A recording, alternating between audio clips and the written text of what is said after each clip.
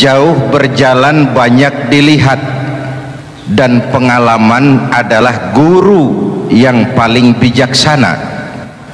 Pantang seorang muslim jatuh 2 kali di tempat yang sama. Hari ini lewat sini jatuh, pantas belum pengalaman. Besok lewat situ lagi jatuh lagi, goblok amat. Si amat saja tidak goblok. Kita mau bicara keagungan Ramadan yang ditandai 3 hal. Pertama, Ramadan dipilih oleh Allah menjadi bulan tempat di mana pertama kali diturunkan Al-Quranul Karim, kitab suci kita, imam kita, pedoman utama dalam melaksanakan berbagai kegiatan hidup. Pertama, ia berisi akidah yang tujuannya menyelamatkan manusia dari ketergantungan kepada benda, menyelamatkan manusia dari kemusyrikan, baik syirik yang jali maupun syirik yang khafi. Syirik jali itu syirik terang-terangan, nyata-nyata menyembah berhala, nyata-nyata meyakini Tuhan lebih dari satu. Kalau gitu insya Allah kita aman. Tapi ada syirik khafi, syirik yang tersembunyi, menjadikan yang selain Allah sebagai tujuan akhir dari seluruh kegiatan hidup. Itu syirik khafi. Saya sejak pakai cincin ini rezeki lancar. Cincin. Saya sejak pakai gesper ini, jangan anak gadis, nenek-nenek ngelihat saya lemes. Gesper. Ini sejak ada perkutut di rumah ini, bisnis bagus. Perkutut. Kalau komputer lebih kita kagumi dari Allah, itulah berhala kita. Kalau pangkat lebih kita utamakan dari Allah, itulah berhala kita. Kalau ilmu lebih kita kagumi daripada Allah, itulah berhala kita. Quran membebaskan manusia dari ketergantungan kepada benda, membersihkan keyakinan, meluruskan tauhid dengan konsep akidah. Lalu sisi yang kedua, syariat untuk mengatur kehidupan sesama manusia. Selama ini kalau mendengar syariat yang terbayang oleh kita kan yang serem-serem, dan memang diopinikan sedemikian rupa. Padahal watak syariat itu pertama, al-musawat bainan nas fi takalifil ahkam. Ini watak syariat Islam. Semua manusia sama dalam berhadapan dengan hukum Allah. Semua manusia sama. Bukankah ini yang kita perjuangkan dengan tuntutan keadilan? Supaya di Republik ini jangan ada warga negara kelas 1. Supaya di Republik ini jangan ada yang kebal hukum. Supaya di Republik ini hukum jangan seperti pisau, tajam ke bawah tapi tumpul ke atas. Syariat mengajarkan al-musawat bainan nas fi takalifil ahkam. Semua manusia sama dalam berhadapan dengan hukum Allah. Ketika mengajarkan orang beramal, Rasulullah kepada putri kesayangan beliau sendiri berkata, "I'mali ya Fatimah, i'mali fa inni la ughni anki minallahi syai'a." Fatimah, beramal kau. Fatimah, solat. Fatimah, puasa. Fatimah, haji. Kalau kau tidak beramal, aku ayahmu Rasulullah tidak akan sanggup membelamu di akhirat nanti. Inilah watak syariat. Tidak mentang-mentang anak kesayangan lalu ada jaminan, sudah Fat, kamu nggak sholat nggak apa-apa, nanti di akhirat ada papi. Tidak. Semua manusia sama dalam berhadapan dengan hukum. Andai kata Fatimah putri Muhammad mencuri, tidak usah orang lain, Muhammad sendiri yang akan memotong tangannya. Bukankah keadilan macam ini yang kita harapkan? Cuma sayang selama ini banyak kita mengenal Islam seperti orang buta kenal gajah. Ada 3 orang buta dilepas ke kebun binatang, disuruh kenal gajah. Saya yakin laporannya lain-lain. Orang buta pertama bilang, Pak, gajah tipis lebar kayak kipas. Kenapa? Dia baru pegang telinganya. Orang buta kedua ngotot, goblok itu Pak. Yang betul saya, gajah kecil panjang kayak ular. Kenapa? Yang dia pegang ekornya. Orang buta ketiga lebih marah, dua-duanya tolol Pak. Yang betul itu saya, gajah tinggi besar seperti pohon kelapa, karena yang dia pegang kakinya. Beginilah kita mengenal Islam, seperti orang buta kenal gajah. Frame of reference, kacamata pandangannya tidak total. Baru kenal kaki gajah sudah sok tahu gajah, baru kenal telinga gajah sudah sok kenal gajah. Kemana-mana pidato, saudara-saudara, gajah tipis lebar kayak kipas. Buat orang yang belum kenal gajah, dia menyesatkan. Buat orang yang sudah tahu gajah, senyum di kolom. Oh, kau baru kenal kupingnya kok. Begitulah kadang-kadang kita baca Quran, ayatnya yang keras, kesannya Islam itu sangar, Islam itu sadis, Islam itu perang. Di sisi lain ada yang adem, sejuk, lalu lahir generasi feminim. Buat saya yang terpenting semua kita perlu. Rasul mengajarkan, la takun ratban fatuksara wala yabisan fatuksara. Jangan lemah, nanti kau diinjak orang, tapi jangan keras, nanti kau dipatahkan orang. Hadirin yang saya hormati, lalu syariat juga punya at-tadrij fit tasri, tahapan dalam melaksanakan syariat. Oleh karena itu Ramadan yang keagungannya ditandai dengan turunnya Al-Quran harus jadi momentum kembalinya kita kepada Al-Quran. Quran itu imam, kita ini makmum. Saya mau tanya, imam ikut makmum apa makmum ikut imam?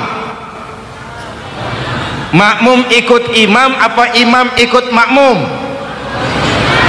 Makmum ikut imam. Kalau Quran imam dan kita makmum, kita ikut Quran, jangan Quran diminta ikut kita. Imam ruku, kita ruku, imam sujud, kita sujud, imam i'tidal, kita i'tidal. Ke barat kata Quran, ke barat kita berangkat, ke timur kata Quran, ke timur kita menuju. Halal kata Quran, ambil, haram menurut Quran, tinggalkan. Kalau dia imam dan kita adalah makmum, mari berimam kepada Al-Quranul Karim. Yang kedua, keagungan Ramadan ditandai dengan perintah melaksanakan ibadah puasa. Para ulama menyebut puasa itu ibadah sirriyah, ibadah rahasia, ibadah abstrak, tidak ada unsur sugesti. Kalau kita sholat orang lihat, kita sodakoh orang tahu, kita pergi haji satu kampung nganter, kita puasa cuma kita dan Allah. Pura-pura sholat ketahuan Pak, pura-pura sodakoh nggak bisa dong, apa yang disedekahin. Pura-pura haji kemana perginya, tapi pura-pura puasa gampang. Keluar rumah bibir lap yang kering, jalan lemesin dikit, ada angin miring, lemes amat puasa. Sirriyah, abstrak. Ibadah lain bisa dinilai, wah itu teman kita sodakohnya berani ya, kok tahu kamu? Kelihatan dari jumlahnya. Itu sholatnya khusyuk ya, kok ngerti kamu? Kelihatan dari geraknya. Tetangga sebelah itu rasa-rasanya hajinya mabrur ya, kok ngerti kamu? Kelihatan dari tingkah lakunya setelah pulang haji.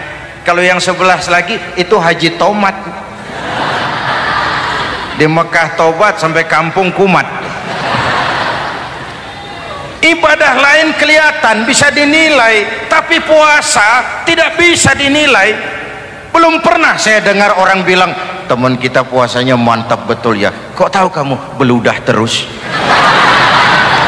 Nggak ada hubungannya. Oleh karena puasa ibadah sirri, ibadah abstrak, maka yang terbentuk dari ibadah ini pertama keikhlasan. Ini sikap hidup yang paling penting. Orang lain mau puji atau tidak bukan soal, orang lain mau dengar atau tidak bukan soal. Ini urusan saya dengan Allah.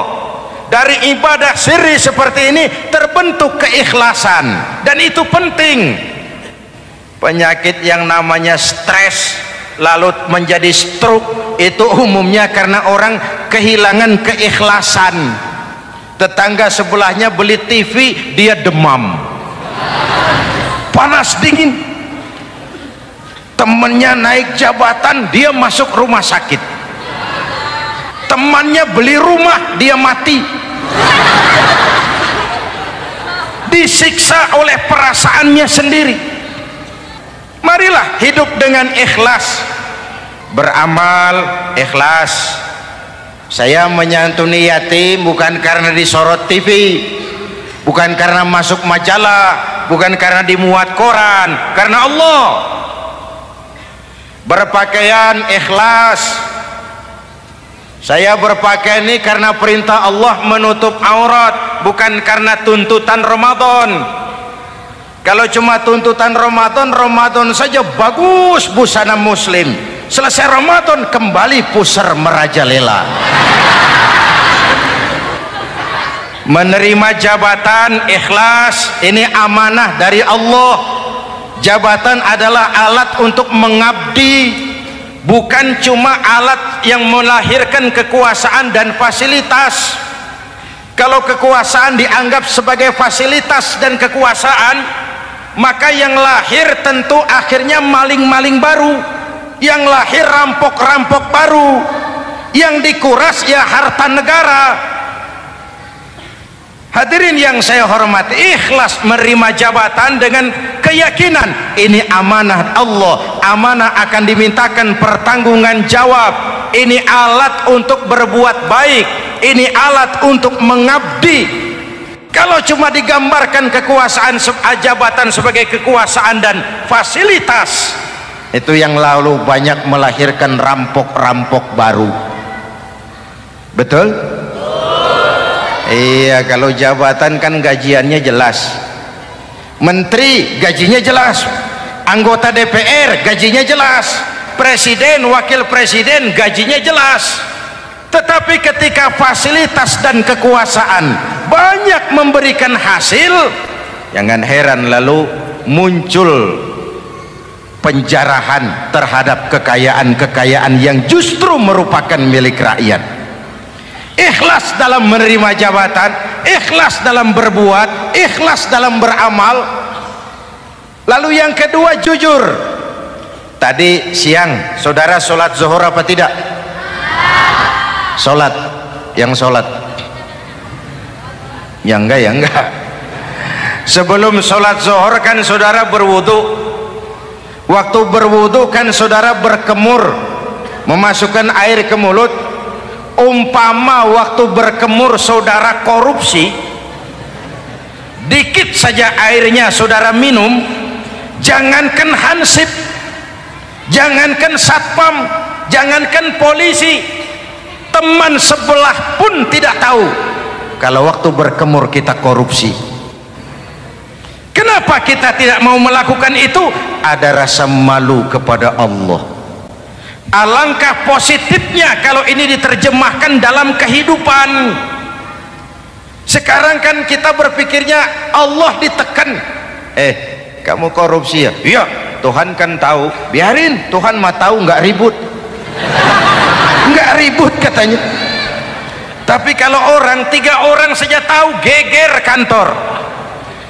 Bayangin, Tuhan aja ditekan, Tuhan diintimidasi, apalagi orang lain. lahir etika otonom, daya kontrol yang paling ampuh yang muncul dari dalam jiwa kita sendiri, keikhlasan yang dibentuk oleh pelaksanaan ibadah puasa, kejujuran yang dibentuk oleh pelaksanaan ibadah puasa, lalu kesabaran.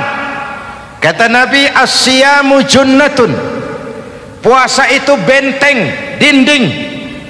Fa idza kana yaumus siyami ahadikum, kalau salah seorang kamu tengah berpuasa, fala yarfus, jangan berkata kotor, wala yafsuk, jangan berkata keji, wa in sabahu ahadun au qatalahu falyaqul inni shaim, inni shaim. Kalau ada orang mencaci maki dia, bahkan mengajak dia berkelahi yang menurut ukuran dia mesti menang, tapi karena puasa, maaf, saya bukan gak berani sama kamu, saya sedang puasa. Kalau mau berkelahi juga ntar aja habis buka, segeran dikit berantemnya. Inni shaim, maaf saya sedang berpuasa. Itu merupakan benteng. Orang itu kan kalau lagi puasa kondisi lapar, haus, temperamen kan tinggi, sedikit tersinggung temperatur naik, sama marah gampang. Kalau waktu begitu dia bisa sabar, ketika kenyang sudah nggak ada masalah. Sabar baik dalam taat kepada Allah, sabar dalam melaksanakan perintahnya, sabar dalam meninggalkan larangannya, dan sabar di dalam menghadapi musibah, kesulitan-kesulitan dalam kehidupan kita. Hadirin, kalau ibadah berpuasa kita baik, kita yang malam ini pasti bukan kita 20 hari yang lalu. Kita yang malam ini, kita yang sudah ditempa oleh penggojologan Ramadan, ditempa oleh kawah candra di mukanya Ramadan, sehingga membias dalam pembentukan pribadi. Setiap ibadah yang dikerjakan dengan benar pasti punya dampak positif dalam meluruskan moral orang yang melaksanakan ibadah itu sendiri. Jangan sampai terjebak kepada rutinitas ritual. Akhirnya seperti yang sering saya ungkapkan, sholat rajin, maksiat tekun, baca Quran mau, fitnah orang hobi, sedekah ya sedekah tapi nyolongnya lebih gede dari sedekahnya. Sedekahnya cuma untuk ngumpetin korupsinya. Akhirnya jadi lipstik, akhirnya jadi dekorasi. Setiap ibadah yang dikerjakan dengan benar punya dampak positif dalam meluruskan moral dan memperbaiki akhlak orang yang melaksanakan ibadah itu sendiri. Begitulah Ramadan, ada pelaksanaan ibadah puasa, dan untuk puasa Nabi bersabda, lis-shaimi farhatani, farhatun indal iftar wa farhatun inda liqa'i rabbih.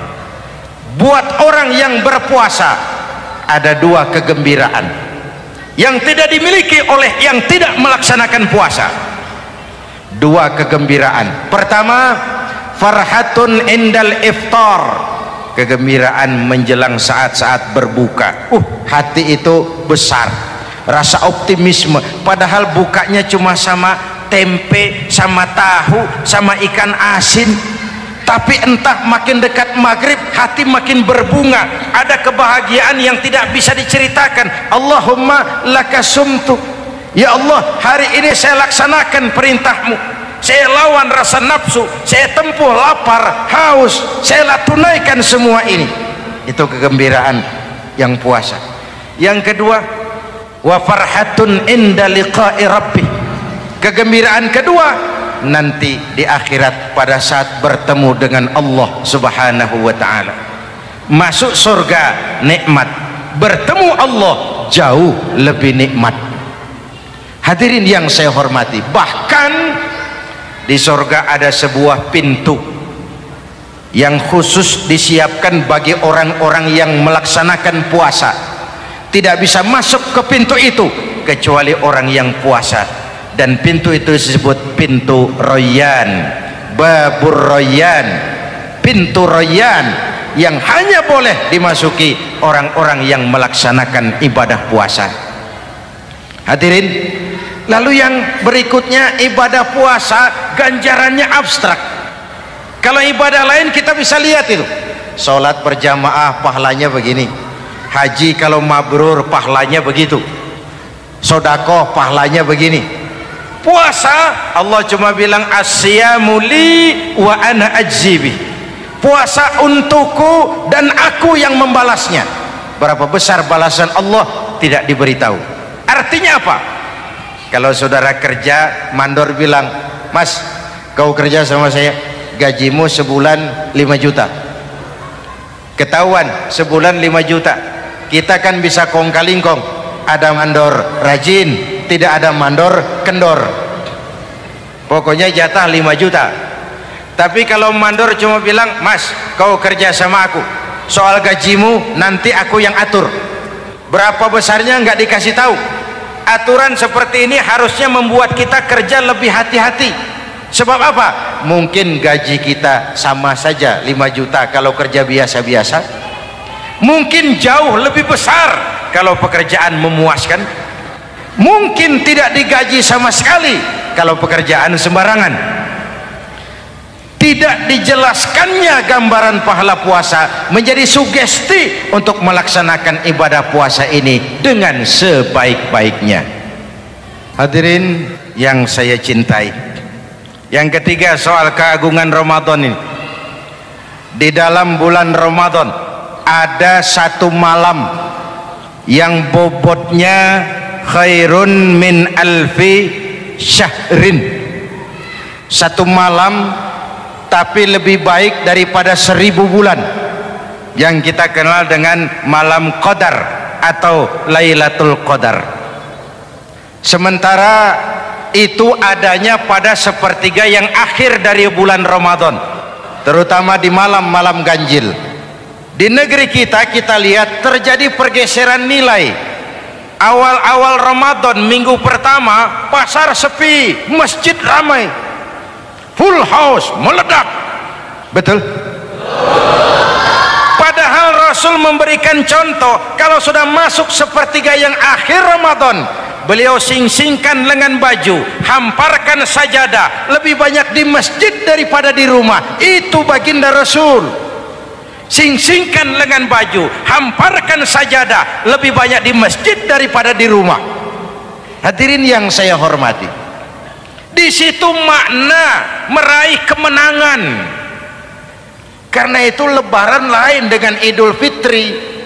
Lebaran siapa saja boleh ikutan, tapi Idul Fitri milik orang yang melaksanakan ibadah Ramadan dengan baik. Nah, saya kembali kepada Lailatul Qadar.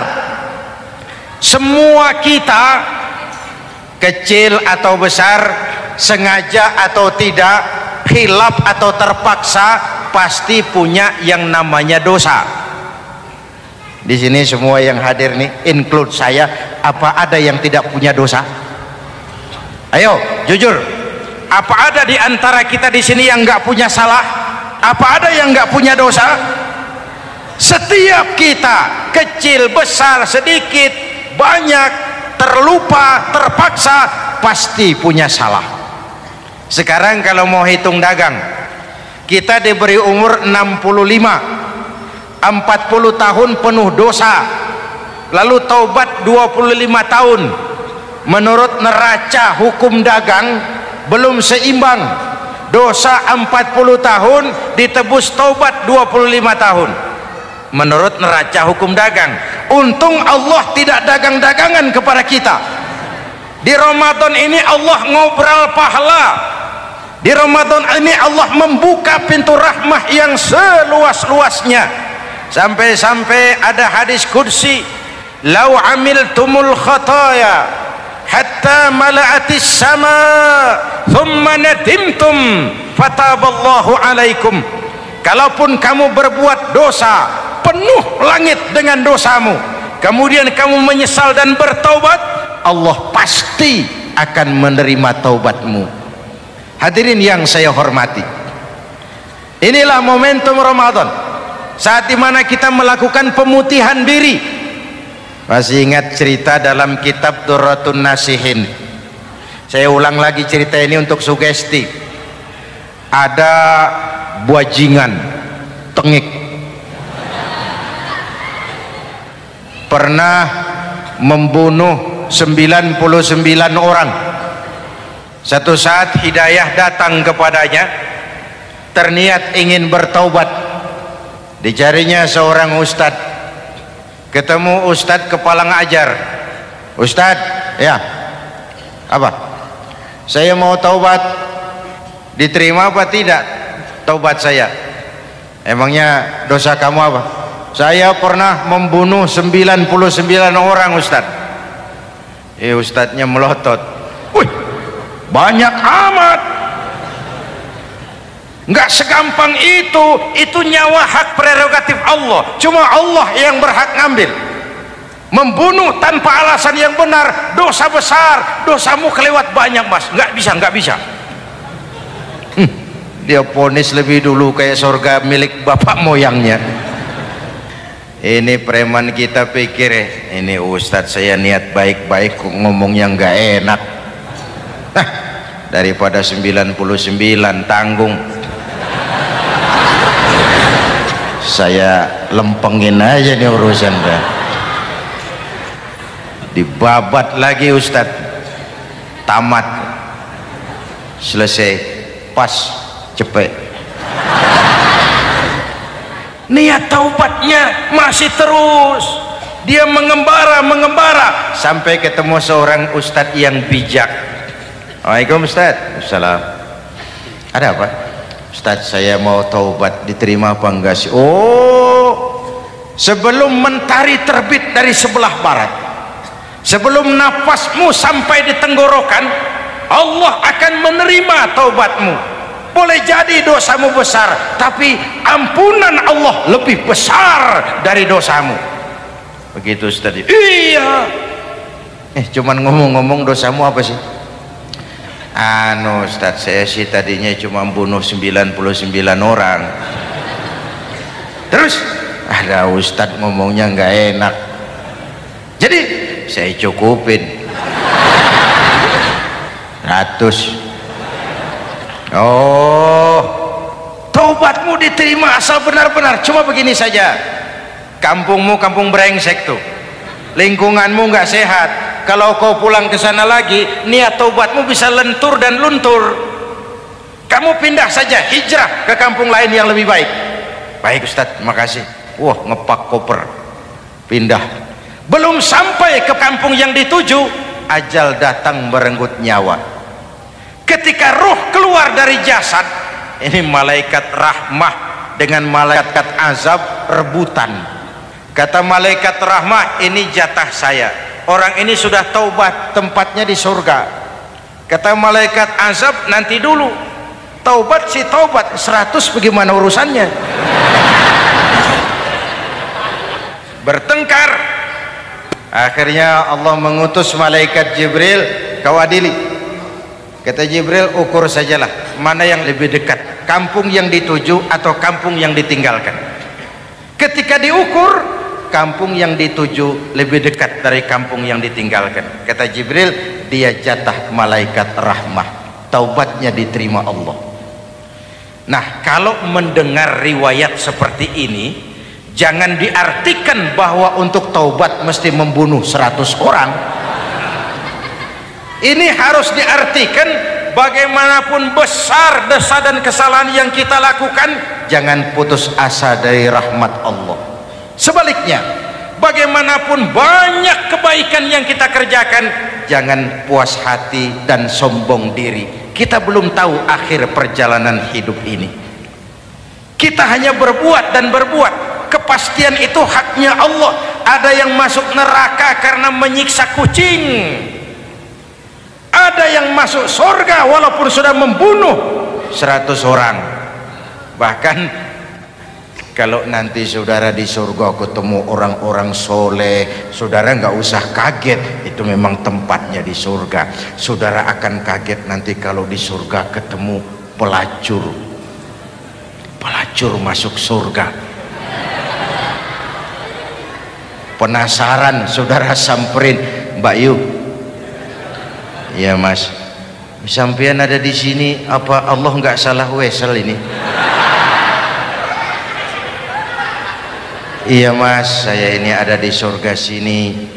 Padahal waktu di dunia dulu saya ini siapa mas tahu kan? Mas juga langganan kan waktu itu.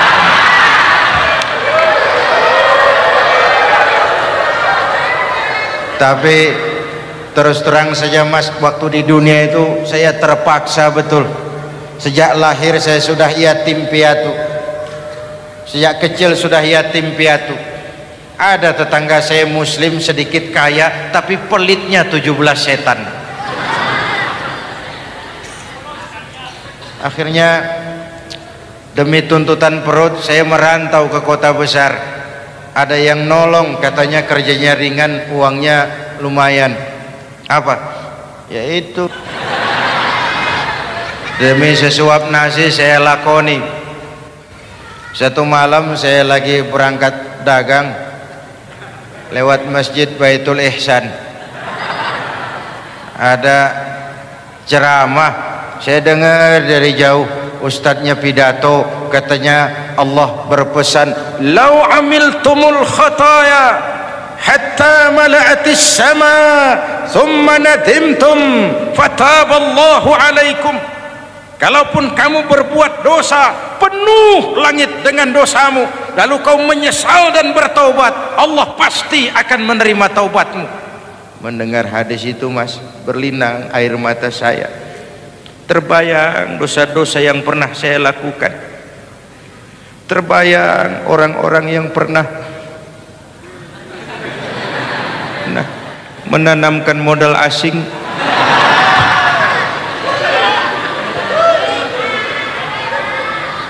Dikala itu hidayah datang, saya niat taubat pulang kampung mas, mudik.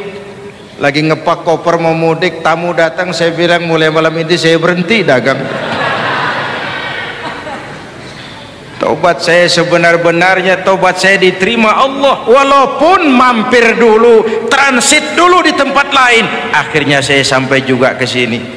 Inilah Ramadan. Orang baik bukan orang yang tidak pernah salah, karena tidak ada orang yang tidak pernah salah. Orang baik kalau dia berbuat salah, dia segera sadar, dijadikannya sebagai pelajaran untuk tidak diulanginya lagi di masa yang akan datang. Maka Nabi berpesan, tuba liman syaghalahu aibuhu an uyubin nas. Beruntung benar orang yang kekurangan dirinya menyebabkan dia sibuk sampai tidak sempat mencari-cari kekurangan orang lain. Tapi celaka benar orang yang terlalu sibuk mencari-cari kekurangan orang lain sampai lupa dengan kekurangan dirinya sendiri. Hadirin, karena itu menurut Al-Imamul Ghazali, Lailatul Qadar itu malam istimewa. Adanya pada sepertiga yang akhir di malam-malam ganjil, 21, 23, 25, 27, 29. Tetapi yang ingin mendapatkan Lailatul Qadar harus berjaga-jaga sejak awal Ramadan. Nggak bisa pakai ilmu ngancem. Wah ini 21 malam nih, nggak keluar-keluar dari masjid. 22 libur, 23 absen lagi. Nggak bisa seperti itu. Ingin mendapatkan Lailatul Qadar harus berjaga-jaga sejak awal Ramadan. 1000 bulan kira-kira 83 tahun. Rata-rata umur orang sekarang kita ini jarang yang sampai 83. Jarang. Kalau menyontoh Rasul jatah kita 63. Hadirin yang saya hormati, sehingga dikatakan itulah fasilitas yang diberikan Allah kepada umat Muhammad ini. Walaupun umurnya relatif pendek, tapi amaliyahnya tidak kalah dengan umat zaman dulu. Benar, Nabi Nuh umurnya 950 tahun. Ibadah umatnya berarti panjang, tetapi mereka tidak ada Lailatul Qadarnya. Benar, Nabi Adam umurnya panjang, 2000 tahun, umatnya rata-rata sekian, tetapi tidak ada nilai tambah yang diberikan Allah kepada mereka. Kita umat Muhammad ini umur relatif pendek, Kalau nyontoh Nabi 63 tahun. Betul. Tapi bayangkan ada Lailatul Qadar yang nilainya khairun min alfi syahrin, lebih baik daripada 1000 bulan, dan 1000 bulan 83 tahun. Kalau 10 tahun berturut-turut memanfaatkan Lailatul Qadar, maka artinya umur kita sudah sama dengan umur umat Nabi Nuh alaihi salam. Kualitas ibadahnya yang saya maksud. Tugas kita memanfaatkan peluang-peluang seperti ini dan mengisinya dengan berbagai kegiatan-kegiatan ibadah. Mumpung Allah menyediakan itu buat kita bersama. Tahun depan nggak ada jaminan kita ketemu Ramadan lagi. Karena itu mumpung senyampang ini diberikan kesempatan memasuki minggu-minggu 10 yang terakhir dari Ramadan, sing-singkan lengan baju, hamparkan sajadah, dan berusaha lebih banyak di masjid daripada di rumah. Hadirin yang saya hormati, dari pembicaraan singkat yang saya sampaikan, Ramadan menjadi agung oleh karena 3 hal. Pertama, ia dipilih menjadi bulan tempat di mana pertama kali diturunkan ayat-ayat suci Al-Quran. Karenanya Ramadan disebut juga sebagai Syahrul Quran, bulan Al-Quran. Karenanya Ramadan juga kita lebih intens memasuki kehidupan Al-Quran sebagai makmum dan kita sebagai imam. Jika Quran adalah imam dan kita adalah makmum, maka konsekuensinya makmum harus ikut imam, bukan imam yang ikut makmum. Yang kedua, keagungan Ramadan ditandai dengan pelaksanaan ibadah puasa. Setiap ibadah yang dikerjakan dengan benar pasti punya dampak dalam memperbaiki moral, meluruskan akhlak orang yang melaksanakan ibadah itu sendiri. Maka bulan suci Ramadan menjadilah kawah candra di muka, menjadi bulan training, bulan latihan. Saya sering ibaratkan Mike Tyson masuk latihan, keluar latihan, tindunya makin hebat. Hewitt masuk latihan, keluar latihan, tenisnya makin canggih. Zinedine Zidane masuk latihan, keluar latihan, sepak bolanya makin hebat. Kalau latihan tiap hari, main kalah terus, orang kan ngomong, buat apa latihan? Kita sebulan penuh latihan supaya bulan-bulan sesudah Ramadan nanti kita jangan sampai kalah dalam permainan hidup ini. Hidup ini kan permainan. Ada yang sekarang ini main sebagai pedagang, main sebagai pejabat, main sebagai pengusaha, main sebagai seniman. Hidup ini permainan. Wa mal hadhil hayatud dunya illa lahwun wa la'ib. Ini cuma permainan. Senarionya sudah ditetapkan oleh sang sutradara Allah Azza wa Jalla. Ini permainan saja. Maka bermainlah sesuai dengan aturan main, karena hidup memang permainan.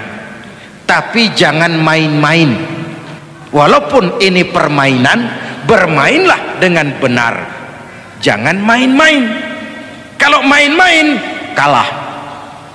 Sepak bola permainan, main-main kalah. Bulu tangkis permainan, main-main kalah. Hidup ini permainan, main dengan benar, main sesuai dengan aturan main, main-main kalah. Hadirin yang saya hormati, karena itu 1 bulan untuk menghadapi 11 bulan sesudahnya.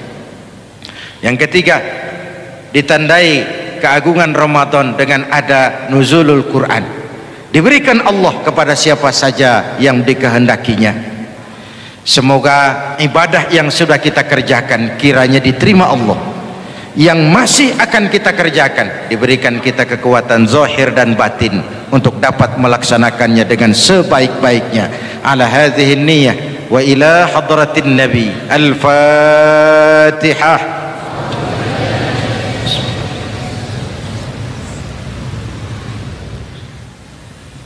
Bismillahirrahmanirrahim. Alhamdulillahi rabbil alamin. Allahumma salli wa sallim mubarak ala sayyidina Muhammadin wa ala alihi wa sahbihi ajma'in.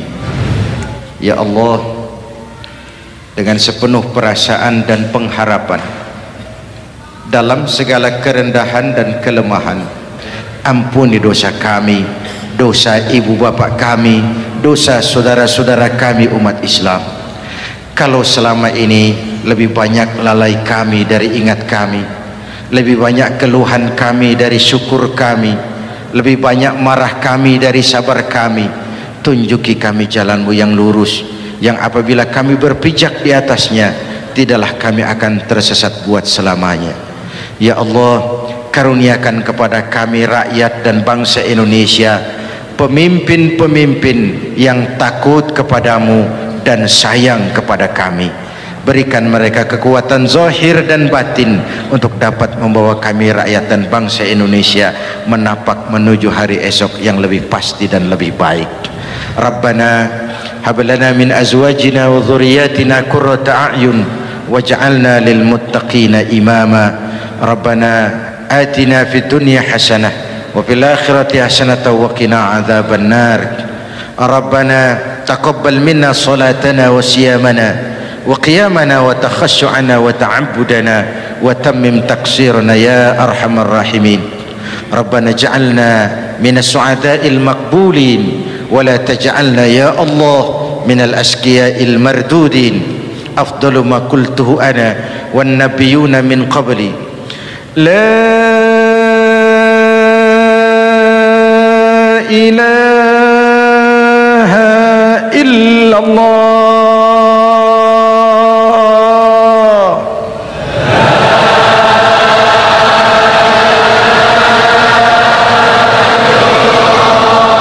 La ilaha illallah.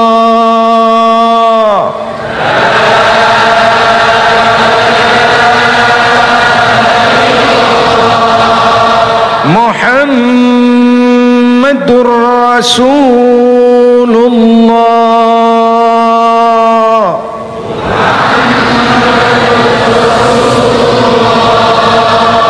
Sallallahu alaihi wa alihi wasallam. Kalimatu haqqin 'alaiha nahya wa 'alaiha namut wa 'alaiha wa biha nub'atsu insyaallah minal aminin minal aminin minal aminin rahmatika ya arhamar rahimin. Sallallahu ala sayyidina Muhammad wa ala alihi wa sahbihi ajma'in. Subhana rabbika rabbil izzati amma yasifun. Salamun alal mursalin walhamdulillahi rabbil alamin. Wassalamu alaikum warahmatullahi wabarakatuh.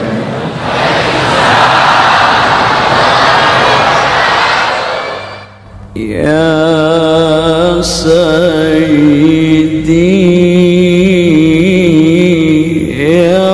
Rasul Allah,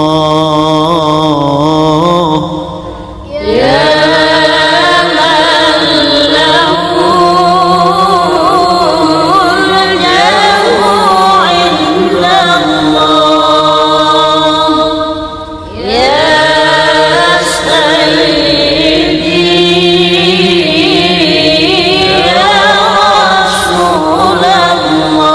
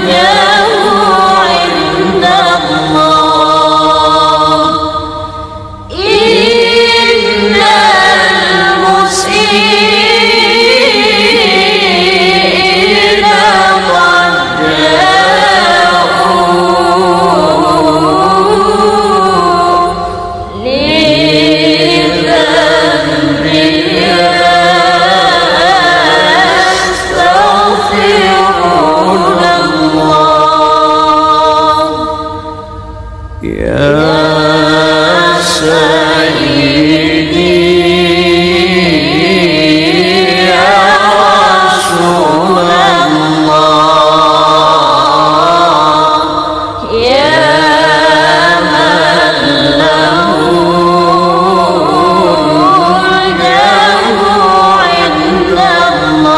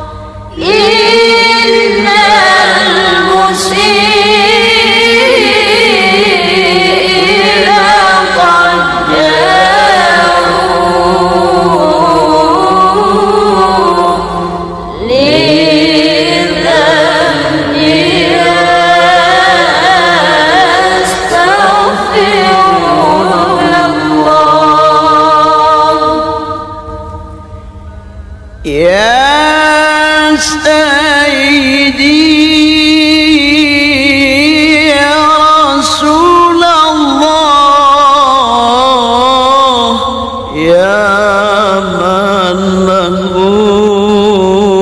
الجاه عند الله يا سيدي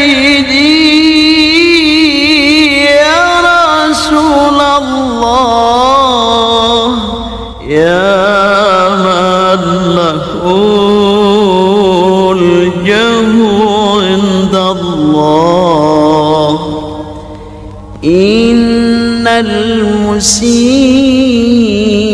المسيئين قد جاءوا لذنبي يستغفرون الله